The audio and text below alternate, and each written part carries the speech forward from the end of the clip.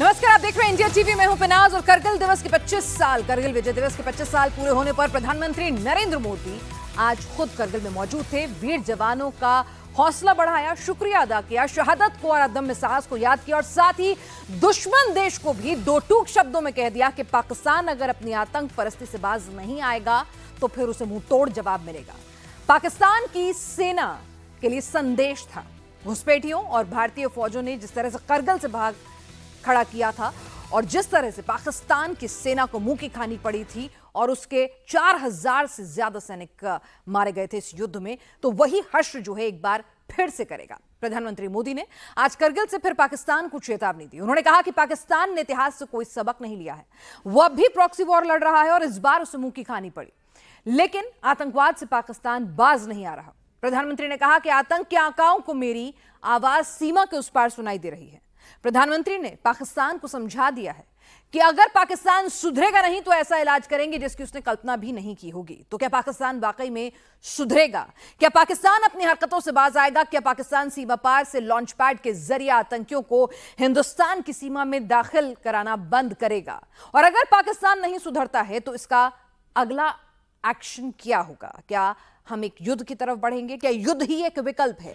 इन तमाम पहलुओं पर हम बातचीत करेंगे। हमारे साथ तमाम खास मेहमान भी जुड़ेंगे, लेकिन आपको बता देते हैं कि आज किस तरह से करगिल दिवस के 25 साल पूरे होने पर हमने अपने वीर सपूतों को याद किया, उनकी शहादत, उनकी कुर्बानी को सलाम किया। 1999 में भी पाकिस्तान चोरों की तरह करगिल में लाव लश्कर के साथ आकर बैठ गया था। वहां की ऊंची चोटियों से कायरों की तरह भारत की फौज पर छिपकर वार किया था। और इस बार जम्मू की पीर पंजाल के दक्षिण रेंज में गुफाओं में पाकिस्तान के रिटायर्ड फौजी जैश और लश्कर के आतंकियों के साथ बाकायदा ट्रेनिंग लेकर बैठे हुए हैं। 25 साल पहले भारत ने जैसा सबक सिखाया था, इस बार भी वैसा ही सबक सिखाने के लिए ऑपरेशन सर्पनाश 2.0 सेना चला रही है। 1999 में करगिल न तो पाकिस्तान की कोई पहली साजिश थी और न ही डोडा कुपवाड़ा के जंगलों में छिपकर इस बार का हमला उसकी आखिरी साजिश है। आजादी के फौरन बाद से ही पाकिस्तान ने कबीलियां को 1948 से भारत ने भेजकर कश्मीर में हमला कराना शुरू कर दिया था और तब से अब लेकर अब तक पाकिस्तान प्रॉक्सी वॉर लड़ता आ रहा है, क्योंकि जानता है कि वॉर में तो मुंह की खाएगा, बचेगा नहीं, टुकड़े टुकड़े हो जाएगा। लेकिन भारत दुनिया का एकमात्र देश है जो 76 साल से पाकिस्तान के प्रॉक्सी वॉर और आतंकवाद को झेल रहा है। कभी भी हम युद्ध की शुरुआत नहीं करते। पाकिस्तान हर बार मुंह की खाता आया है, लेकिन उसके हुक्मरान और वहां की सेना इतनी बेशर्म है कि वो सुधरने का नाम नहीं ले रहे। प्रधानमंत्री ने आज पाकिस्तान को साफ साफ समझा दिया कि इस बार करारा जवाब मिलेगा।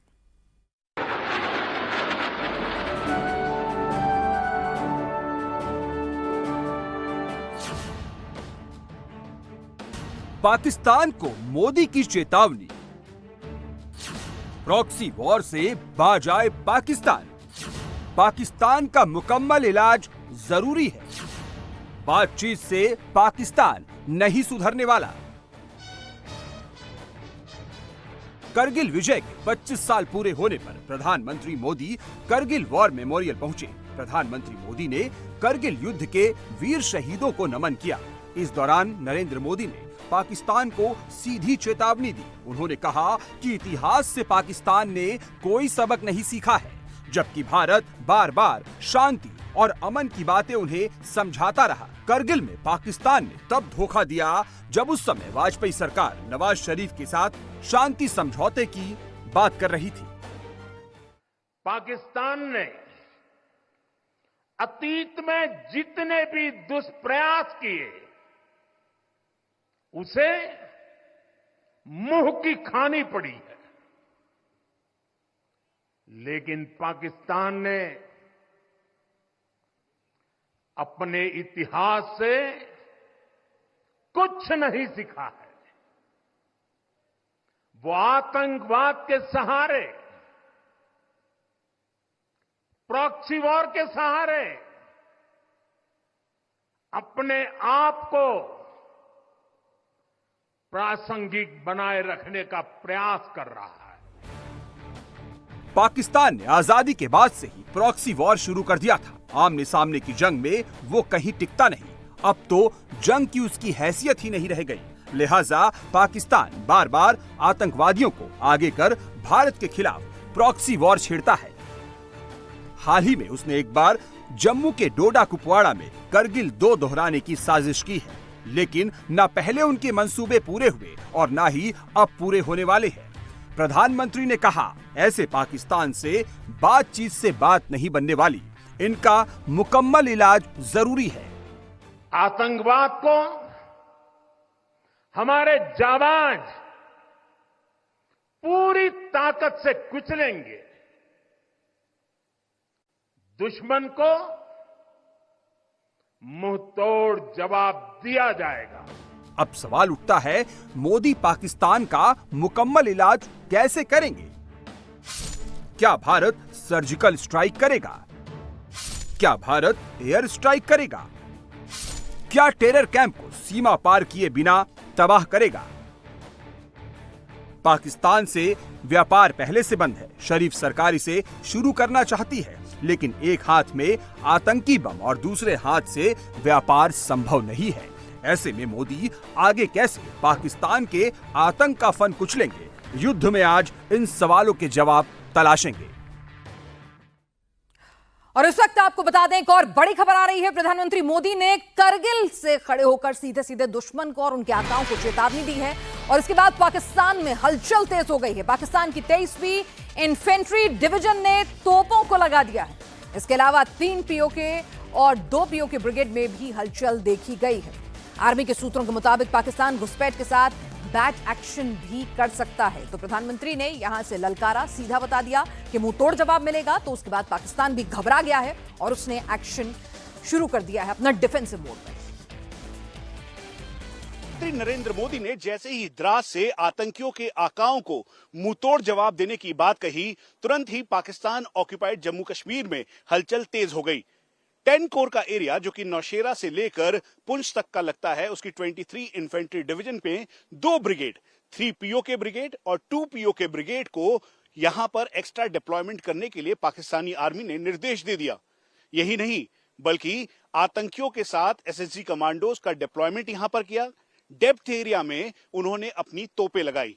उनको ये शक है कि भारतीय सेना अब मुंहतोड़ जवाब देने के मूड में है। जिस तरह से पाकिस्तानी आतंकी घुसपैठ करने की कोशिश कर रहे हैं एसएसजी कमांडोज के साथ, बैट एक्शन की कोशिश एसएसजी कमांडो पहले ही एनटी के ठीक सामने भट्टल इलाके में कर चुके हैं। इसी वजह से अब भारतीय सेना अपने सर्विलांस इक्विपमेंट, मॉडर्न टेक्नोलॉजी और अपने सोल्जर्स का सहारा लेकर जहां एक तरफ पाकिस्तानी आतंकियों की घुसपैठ की कोशिश को नाकामयाब कर रही है, तो वहीं पिन पॉइंट ऑपरेशन की भी तैयारी की जा रही है। ऐसा पाकिस्तान को अंदेशा है। इसी वजह से लाइन ऑफ कंट्रोल के दूसरी तरफ पाकिस्तान के निक्याल, जंद्रूत, खुरेटा, मोहरा ऐसे कई और टेरर कैंप और लॉन्च पैड्स हैं जहां पर इस समय पाकिस्तानी आर्मी ने अपने डिफेंसेस को मजबूत किया है। 3 पीओके और 2 पीओके जो कमांडर हैं उनसे सीधा पाकिस्तानी आर्मी के चीफ ऑफ स्टाफ ने वीडियो कॉन्फ्रेंसिंग के जरिए बात की और अपनी यूनिटों में डिफेंसेस इंक्रीज करते हुए डेप्थ एरिया में उन्होंने तोपों को भी लगाया है। लेकिन भारतीय सेना पूरी तरीके से मुस्तैद और तैयार है। जहां एक तरफ लाइन ऑफ कंट्रोल है, तो वहीं दूसरी तरफ इंटरनेशनल बॉर्डर में मसरूर बड़ा भाई, उसके अलावा शकरगढ़, सियालकोट के इलाके में जितने भी टेरर कैंप और लॉन्चिंग पैड हैं, उन सभी जगहों पर पाकिस्तानी रेंजर्स भी पाकिस्तानी आतंकियों को घुसपैठ करवाने की कोशिश कर रहे हैं। इसीलिए इंटरनेशनल बॉर्डर में खासतौर पे चाहे जम्मू का रीजन हो या फिर पंजाब का, इन सभी जगहों पर चौकसी बढ़ाते हुए डेप्थ एरिया में भी भारतीय सेना ने अपना एक्स्ट्रा डिप्लॉयमेंट किया है। तो हिंदुस्तान की फौज तैयार है, चौकन्नी है। हमारे देश के मुखिया ने संदेश दे दिया है करगिल विजय दिवस पर सीमा पार आतंकियों को और उनके आकाओं को। लेकिन इसके मायने क्या हैं, यही समझेंगे। हमारे साथ मेजर जनरल जीडी बख्शी इस वक्त जुड़ चुके हैं, मेजर जनरल संजय मेस्टन हमारे साथ हैं, मेजर जनरल वीके दत्त हमारे साथ हैं और कर्नल दिनेश नैन भी हमारे साथ इस वक्त जुड़ चुके हैं। जीडी बख्शी सर, आपसे सबसे पहले समझना चाहूंगी, हमने चेतावनी बार बार दी है लेकिन ऐसा लगता नहीं कि पाकिस्तान उस चेतावनी से सुधरता है। तो ऐसे में प्रधानमंत्री मोदी की इस चेतावनी का मतलब क्या अब हम ऑल ओवर एग्रेसिव अटैक के मोड में जाने वाले हैं अगर यही हरकतें पाकिस्तान की जारी रही? देखिए, prime minister highest executive authority है और जब वो शरे-आम उन्होंने पाकिस्तान को चेता दिया है कि आपकी जो हरकतों से ये बाज नहीं आएगा तो आपको मुंह तोड़ जवाब मिलेगा। बात यह है कि ये मुंह तोड़ जवाब पहले भी दिया जा चुका है, ये कोई एम्प्टी थ्रेट नहीं है। आपको याद होगा उड़ी की सर्जिकल स्ट्राइक, जब हमारे 19 जवान शहीद हुए थे तो हमारे पैरा कमांडोज ने काफी बड़े फ्रंट पे जाके 2 से 6 किलोमीटर अंदर जाकर अलग अलग स्थानों पर जहां इनके लॉन्च पैड्स थे, होल्डिंग कैंप्स थे, वहां पे हमने कमांडो रेड्स किए और कोई 40 मार गिराए थे। कुछ महीने शांति रही थी। उसके पश्चात जब पुलवामा में फिर पाकिस्तान ने जो है हमारे साथ धोखा किया और हमारे 45 सीआरपीएफ के जवान शहीद किए, तो इस बार तो भारत ने इंटरनेशनल बॉर्डर के 80 किलोमीटर अंदर जाकर हमारी एयरफोर्स ने बालाकोट का टेरर कैंप निस्तनाभूत कर दिया। These were warning shots, shots across the बो। हमें उम्मीद थी कि पाकिस्तान इससे जो है संभल जाएगा और बाज में आएगा, लेकिन हमने देखा है कि थोड़ा सा चीन के साथ उसको थोड़ा जो आश्वासन क्या मिला लगता है, वो फिर अपनी हरकतों पर आ गया है और फिर समय बिल्कुल आ गया है कि हम उसे सबक सिखाएं। हम प्रधानमंत्री जी का आज का आह्वान सुनकर हम सबको बहुत हर्ष हुआ है। हम लोग हैरान हो रहे थे कि अभी तक क्यों नहीं हुआ, लेकिन अब देर आए दुरुस्त आए, देर आए दुरुस्त आए, लेकिन जब हमें वॉक द टॉक करना होगा, जब जो कहा है उस पर अमल करना होगा, तो वो किस तरह से होगा और कब कैसे होगा ये भी समझने की कोशिश करेंगे। हालांकि इस तरह के एक्शंस जो हैं कोई बताकर समय तय करके नहीं होते हैं, बहुत ही सिक्योर मामला रहता है, लेकिन इसका हल क्या, समाधान क्या। हमारे साथ मनीष प्रसाद भी लगातार जुड़े हुए हैं। मनीष, आप हमें इनपुट दे रहे थे, उनके पास दोबारा लौटेंगे, लेकिन हमारे साथ मेजर जनरल वीके दत्ता भी लगातार जुड़े हुए हैं। दत्ता सर, आपसे समझना चाहेंगे कि ठीक है, हमने घर में घुसकर भी मारा, सर्जिकल स्ट्राइक भी की हमने, लेकिन उसके बावजूद भी कुछ बदला जमीन पर ऐसा नहीं है। आज भी हमारे देश के अंदर, हमारे मुल्क के अंदर पीर पंजाल दक्षिण रेंज में 50 से 60 आतंकी मौजूद हैं। What is the permanent solution? और आज प्रधानमंत्री ने क्या उसी परमानेंट सोल्यूशन की ओर इशारा किया कि अब इनफ इज इनफ? बिल्कुल आपने सही बोला। ऐसा है कि पाकिस्तान के द्वारा भेजे गए चंद एक टेररिस्ट जो आके यहाँ पे छुटपुट हमले करते हैं या हमारे सिक्योरिटी फोर्सेस के ऊपर घात लाके हमला करते हैं और हम उनको मारने की कोशिश करते हैं, वो कोई सलूशन नहीं है, वो सिर्फ एक प्रोफिलेटिक ऑपरेशन है। जब तक हम पाकिस्तान के अंदर जो पेड़ उग रहा है उसकी जड़ नहीं काट देंगे, जिसके फल वो हमारी तरफ भेजता है, तब तक ये मसला सुलझने वाला नहीं है। और वो पेड़ कौन सा? पाकिस्तान का वो पेड़ है पाकिस्तान की फौज। पाकिस्तान की फौज पूरे पाकिस्तान मुल्क का उन्होंने बेड़ा गर्क किया हुआ है। लोग वहां भूखमरी से मर रहे हैं और पाकिस्तान की फौज भूल छड़े मना रही है। पाकिस्तान की फौज का सर्वाइवल पाकिस्तान के अंदर तब तक है जब तक वो पाकिस्तान की जनता को ये बोलते रहे कि उनको खतरा है हिंदुस्तान से, तो वो सिर्फ वो खतरा बरकरार बना के रखने के लिए वो छोटी मोटी ऐसी हरकतें करते रहते हैं जिससे हम उनको वार्निंग दें या हम बोले अभी हम कुछ करने वाले हैं। मेरा मानना यह है हम एक्शन करेंगे, तगड़ा एक्शन करेंगे और पाकिस्तान के कम से कम 3 टुकड़े तो होने वाले हैं। अभी आप देखें जो माहौल चल रहा है पाकिस्तान के अंदर, पूरी बलूच जो जनता है निकल आई है बाहर, पूरे पश्तून बाहर निकल आए हैं, सिंधु देश वाले खड़े हो गए हैं। तो ये जो पाकिस्तान की फौज है इसको आज समझ नहीं आ रहा वो किस तरफ मुंह करे, अफगानिस्तान की तरफ करे, बलूचिस्तान की तरफ करे कि पख्तूनिस्तान की तरफ करे कि सिंध की तरफ करे। और साथ में अगर हिंदुस्तान की फौज ने कुछ कार्रवाई चालू कर दी तो इनको छुपने की जगह नहीं मिलेगी। लेकिन जब तक हम पाकिस्तान की फौज की जड़ नहीं काटेंगे, ये जो छुट-फुट तमाशे हैं ये करते रहेंगे। चलिए, वो अपने राजनीतिक मंसूबों को साधने के लिए, अपने इंटरनल क्राइसिस से निपटने के लिए भारत में आतंकी पौध को भेजते हैं, लेकिन हमारे भी जवान, इसमें भी कोई शक शुबा नहीं है कि हमारे इलाकों में अनरेस्ट फैलता है, हमारे जवान जो हैं वो शहीद होते हैं, तो नुकसान हमारा भी होता है उनकी इन हरकतों से। तो इसका परमानेंट सोल्यूशन क्या? मनीष प्रसाद हमारे साथ जुड़ चुके हैं। मनीष, आप एक बहुत ही इंपॉर्टेंट इंफॉर्मेशन लेकर आए हैं कि भारत के प्रधानमंत्री ने जब 2 टूक लहजे में कह दिया कि मुंह तोड़ जवाब मिलेगा, तो सीमा पार काफी डर का माहौल है, हलचल तेज हो गई है। क्या इनपुट आपके पास?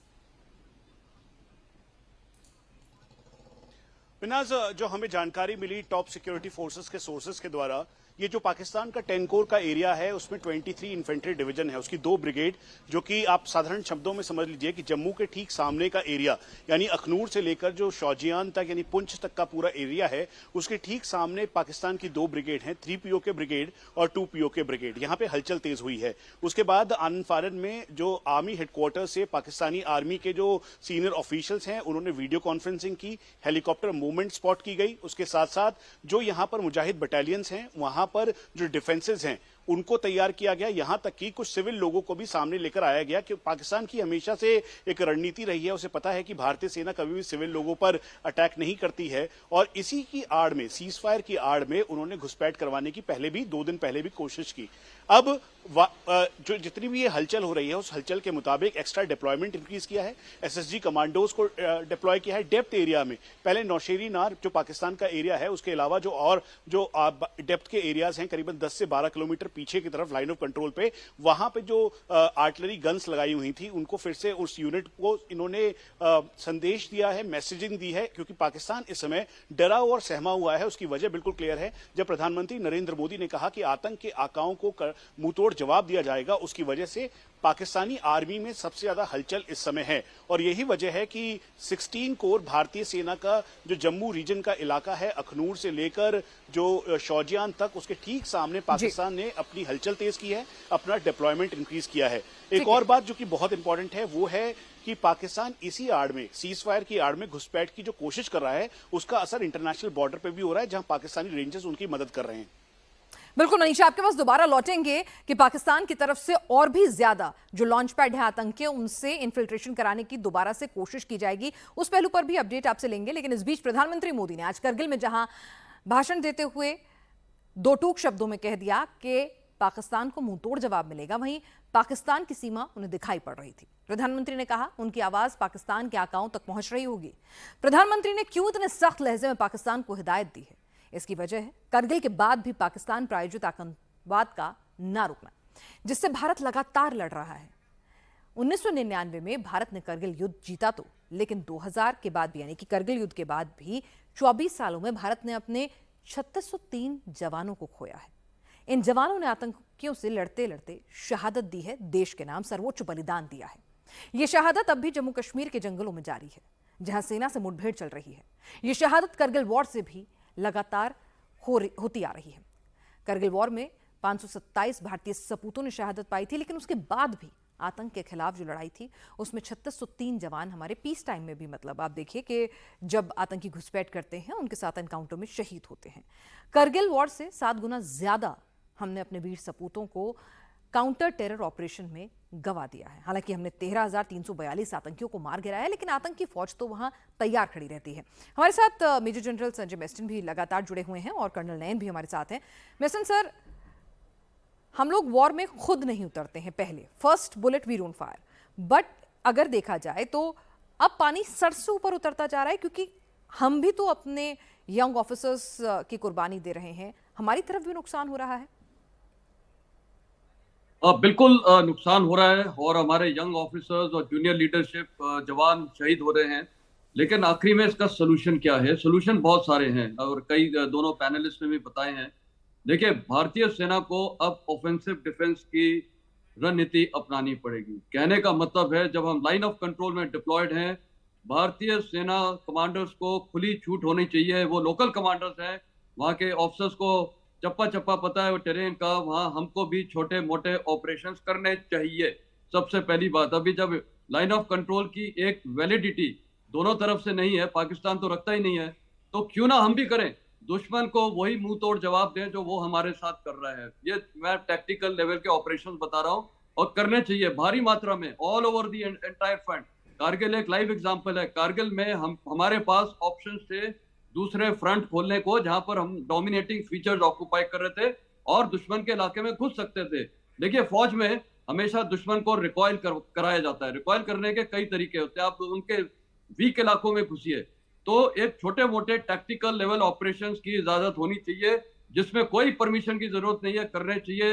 एलसी फायर वगैरह इंटरनेशनल बॉर्डर पे जो एक्सचेंज ऑफ फायर होता है वो तो है ही, लेकिन मैं बोल रहा हूँ फिजिकल ऑपरेशंस करने की जरूरत है और उसमें पाकिस्तान आर्मी को काफी चोट लगेगी। दूसरा, स्ट्रेटेजिक लेवल पे देखिए, politically prime minister of India ने बहुत सख्त मैसेज दे दिया है।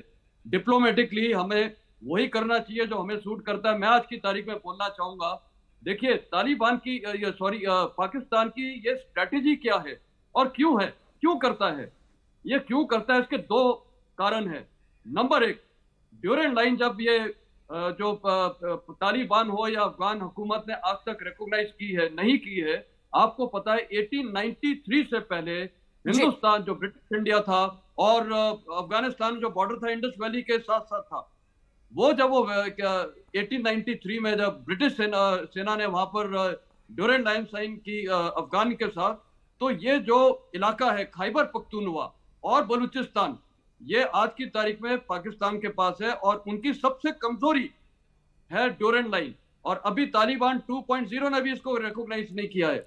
दूसरी कमजोरी, उन्होंने हमेशा याद रखा है कि ईस्ट में भारतीय सेना मजबूत और उस जमाने में अफगानिस्तान बहुत मजबूत देश था, तो ये दोनों देश अगर पाकिस्तान को अटैक करते तो ये पाकिस्तान खत्म हो जाता। स्ट्रेटेजी क्या की उन्होंने? स्ट्रेटेजी ये की कि जो खैबर पख्तूनख्वा का इलाका था, जो हिंदुस्तान ने आज तक इसको रेस नहीं किया किसी भी लेवल पे, वो एक इश्यू है जिसको हमें रेस करना चाहिए। हमारे को तो ब्रिटिश इंडिया से जो पावर मिली थी, हमें तो सब मैप्स वगैरह सारे सबूत हैं। हम पाकिस्तान ने कश्मीर के अंदर घुसपैठ किया।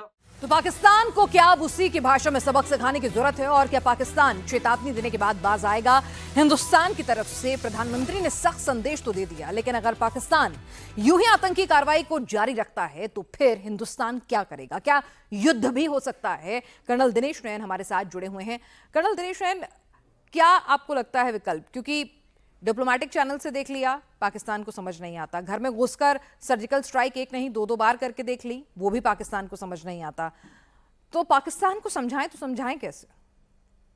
देखिए पिनास, इस मुद्दे को सिर्फ पाकिस्तान को देखकर लेकर हम देखना शुरू करेंगे तो हम गलत हो जाएंगे। पाकिस्तान को पूरी शय है चीन की। आज चीन ने जो है इनका स्कार्दू से लेकर के और पूरे एलओसी के साथ साथ जम्मू क्षेत्र तक, सांबा के अपोजिट तक सारी चेक पोस्ट जितने भी इनके डिफेंस पोस्ट हैं या फिर वहां के इलाके, उनको सबको सीपैक से सड़क के जरिए से जोड़ दिया है। 2 बड़े बड़े जो है डैम जिसपे बहुत पैसा खर्च किया चीन ने, वो पीओके के एरिया के अंदर है, जिसको हम लोगों ने अभी बोल दिया कि हम लेके रहेंगे। ऐसे में चीन और पाकिस्तान की इस जुगलबंदी को अगर हम नहीं समझ पाए तो हम गलत चले जाएंगे। जैसा जनरल डीडी बख्शी ने कहा, जैसा जनरल सेबेस्टियन ने कहा, बिल्कुल अपनी जगह पे सब ठीक है कि हमें बिल्कुल एक ऑफेंसिव डिफेंस करना चाहिए। क्यों क्यों क्यों हम लोग सीज फायर लेकर बैठे हुए हैं? अगर वो हमारे 2 आदमी मारते हैं जम्मू क्षेत्र के अंदर, तो पूरे एलओसी के ऊपर 10 जगह पे तोप खोलो और 10-15 लोगों को उसी दिन उड़ा दो। एक मरता है तो फिर 100 मार दो। ये रिप्लाई आप उनको दे सकते हो। रही बात कि हम लोग सर्जिकल स्ट्राइक करेंगे या उनके ऊपर एक लिमिटेड वॉर करेंगे, देखिए पाकिस्तान के अंदर जो आज की तारीख में हालत बुरी है, उसकी जनता भूखी मर रही है और सेना को किसी की परवाह नहीं है। वहां पे ऐसी इंस्टेबिलिटी है पॉलिटिक्स की, अगर आप देखें तो आज की तारीख में इमरजेंसी कभी भी लग सकती है पाकिस्तान के अंदर।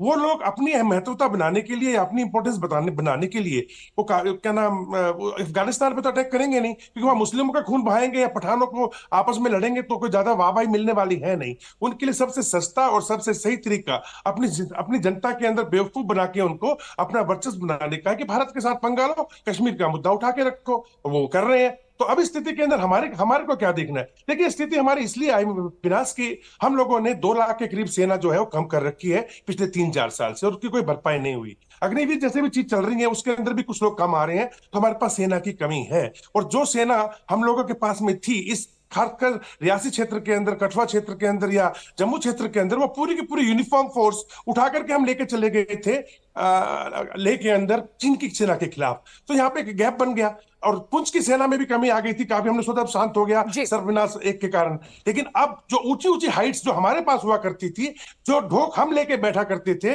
जिन गुफाओं के अंदर हमारा जो सीआई ग्रिड था, वो सारा का सारा धीरे धीरे करके पिछले 3 साल के अंदर एक प्लानिंग के तहत, तो हम लोग शायद यहाँ इंटेलिजेंस हमारी फेलियर हो गई और ये लोग जाके बस गए। जो लोगों को हमने मोटिवेट किया हुआ था, चाहे वो विलेज की जो वो कमिटीज थी, डिफेंस कमिटीज थी, हम लोगों ने बनाई थी, या जो हमारे हमको इंफॉर्मेशन देते थे, सीआई इंफॉर्मेशन ग्रिड हमने जो बना रखा था, अब वो लोग डरे हुए हैं, पहले वो डरते नहीं थे। तो करगिल दिवस के 25 साल होने के मौके पर अपने शहीद सपूतों को याद तो किया, साथ ही पाकिस्तान को भी आज प्रधानमंत्री नरेंद्र मोदी ने फाइनल वार्निंग दे दी है। उसके मायने हम समझाएंगे, लेकिन पहले सुनते हैं प्रधानमंत्री ने क्या कुछ कहा। कारगिल में हमने केवल युद्ध नहीं जीता था, हमने सत्य, संयम और सामर्थ्य का अद्भुत परिचय दिया था। आप जानते हैं, भारत उस समय शांति के लिए प्रयास कर रहा था। बदले में पाकिस्तान ने फिर एक बार अपना अविश्वासी चेहरा दिखाया, लेकिन सत्य के सामने असत्य और आतंकी हार हुई। साथियों, पाकिस्तान ने अतीत में जितने भी दुष्प्रयास किए, उसे मुंह की खानी पड़ी है। लेकिन पाकिस्तान ने अपने इतिहास से कुछ नहीं सीखा है। वो आतंकवाद के सहारे, प्रॉक्सी वॉर के सहारे अपने आप को प्रासंगिक बनाए रखने का प्रयास कर रहा है। जब मैं उस जगह से बोल रहा हूं जहां आतंक के आकाओं को मेरी आवाज सीधे सुनाई पड़ रही है, मैं आतंकवाद के इन सरपरस्तों को कहना चाहता हूं कि उनके नापाक मंसूबे कभी कामयाब नहीं होंगे।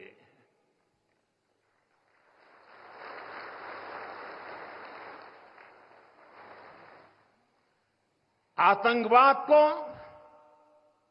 हमारे जाबाज पूरी ताकत से कुचलेंगे, दुश्मन को मुंहतोड़ जवाब दिया जाएगा। साथियों, लद्दाख हो या फिर जम्मू कश्मीर, विकास के सामने आ रही हर चुनौती को भारत परास्त करके ही रहेगा। तो पाकिस्तान को दो टूक आज करगिल विजय दिवस पर प्रधानमंत्री ने चेतावनी दे दी है करगिल की जमीन से सीमा पार बैठे आतंकी, उनके आकाओं को। लेकिन इस चेतावनी के मायने क्या? हमारे साथ पूरा पैनल हमारा वरिष्ठ लगातार जुड़ा हुआ है। मेजर जनरल जीडी बख्शी, आपके पास आना चाहूंगी। जो बात कर्नल नयन ने कही उसी को आपसे समझना चाहेंगे कि पाकिस्तान अब अकेला नहीं है, उसके साथ चीन का पूरा इंफ्रास्ट्रक्चर और सपोर्ट चलता है। तो ऐसे में भारत के विकल्प क्या लिमिटेड हो जाते हैं?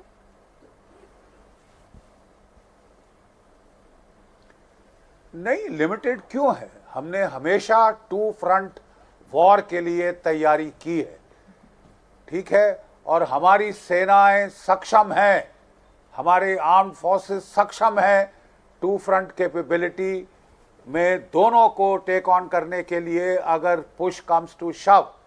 लेकिन हमारी गुजारिश है कि जो कोविड काल में 1,80,000 से फौज को काट दिया गया था, उसकी जल्द से जल्द भरपूर्ति हो, क्योंकि उससे गैप्स क्रिएट हो गए हैं हमारी सीआई ग्रिड में। पुंछ, राजौरी, रियासी, कठुआ आदि इलाकों में ये जैसे ही इसकी भरपूर्ति हो जाती है वहां आप देखेंगे पूर्ण रूपेण शांति आ जाएगी।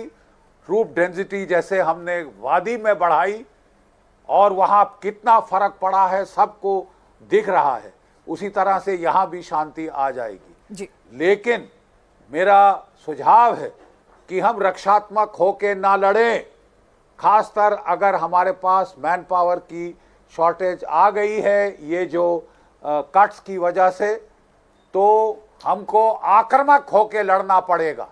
इनिशिएटिव हमारे पास होना चाहिए, ठीक है। सबसे पहले तो ये जो सीज फायर है लाइन ऑफ कंट्रोल पे, इसको एकदम मेरे विचार में रद्द कर देना चाहिए। सॉरी आपको यहाँ बीच में टोक रही हूँ, छोटा सा अपडेट मेरे ख्याल से मनीष के पास भी है। मैं एक मिनट खत्म कर लूं जी, आप क्योंकि फिर बार बार रोक देती हैं।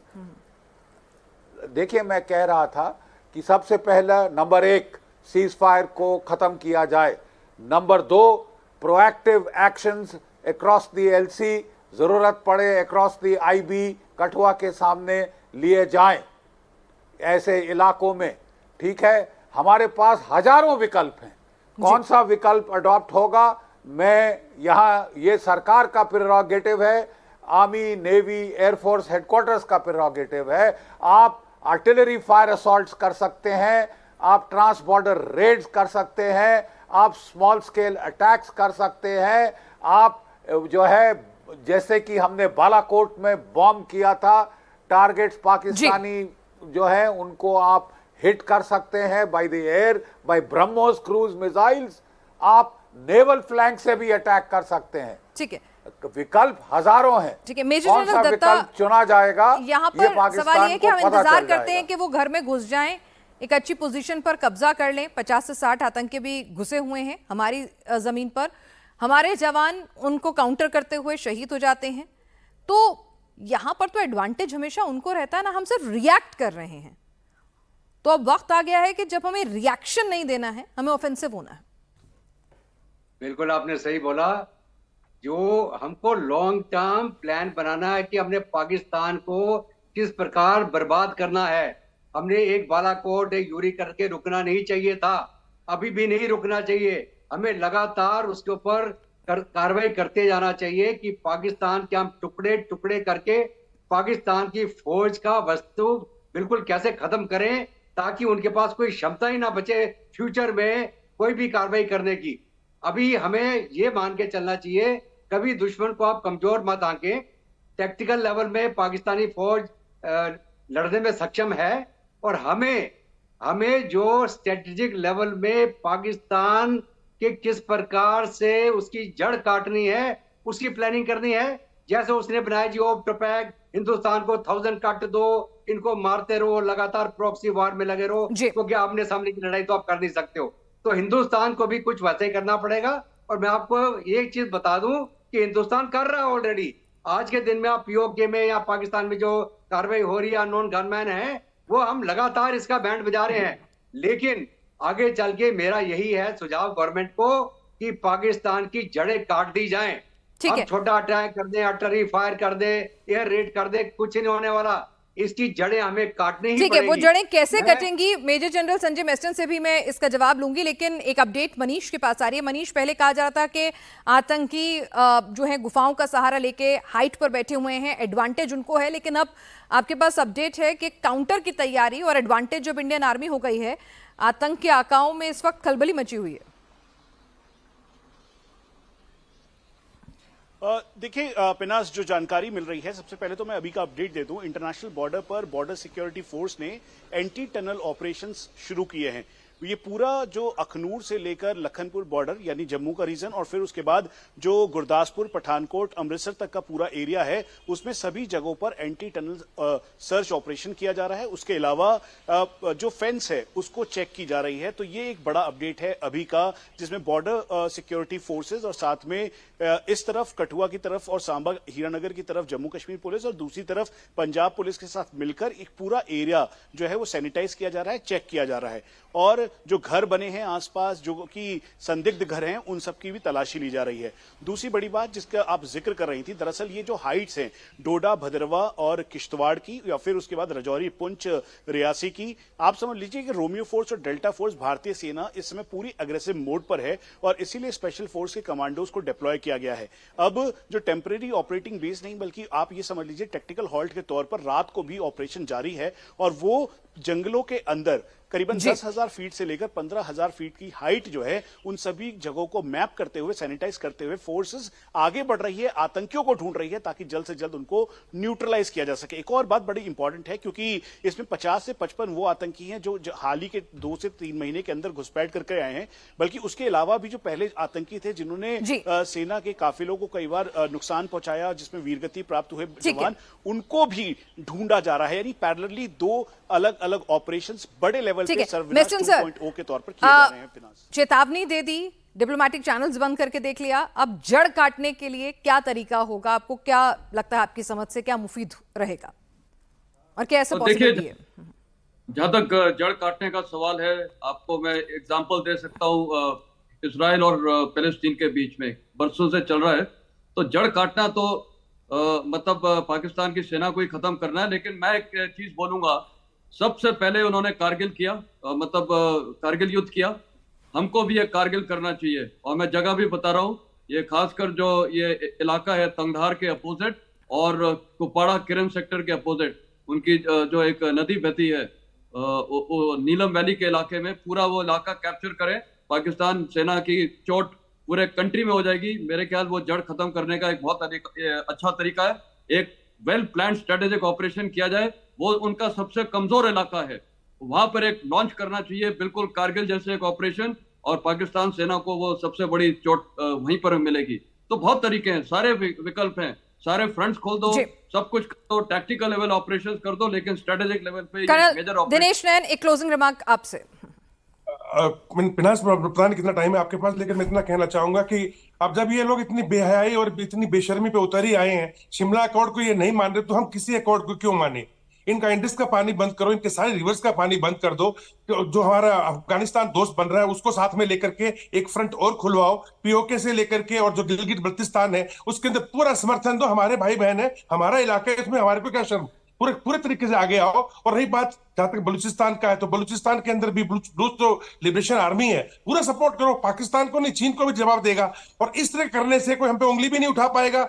एक तरीके से देखा जाए तो ये कर रहे हैं, वो हम कर रहे हैं। रही बात स्ट्रेटेजिक लेवल के ऊपर, तो ये जो हम लोग ये प्लानिंग की बात कर रहे हैं कि भाई हम लोग अंदर घुस जाएंगे, वहां बैठे रहेंगे, मैं समझता हूँ थोड़ा सा भी ड्यू रिगार्ड्स हमारे लिए मुश्किल होगा इस चीज को इंटरनेशनल लेवल के ऊपर मेंटेन करके रखना। परंतु यस, अगर local border, tactical border level के ऊपर अगर सभी जगह पे पूरे आर्मी को खुला हाथ दे दिया जाए, तो आप सभी की एक ही राय कम से कम निकल कर आ रही है कि हिंदुस्तान की सेना के पास दमखम भी है, ताकत भी है हथियारों की, और दृढ़ शक्ति भी है। पॉलिटिकल लिहाज से देखा जाए, प्रधानमंत्री ने ऐलान कर दिया है कि ये फाइनल वार्निंग है, तो अब बस तैयारी है कि ये वार्निंग किस तरह से पाकिस्तान लेता है, समझता है और क्या एक्शन होता है। आप सब